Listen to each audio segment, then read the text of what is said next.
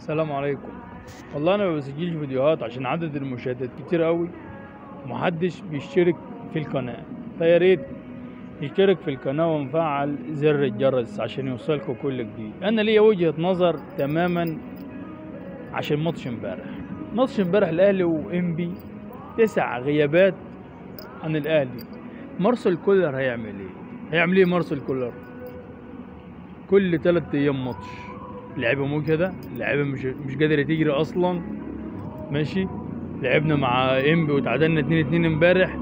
يوم 11 هنلعب زد، يوم 15 هنلعب الزمالك، بعدها بيومين هنلعب مازيمبي.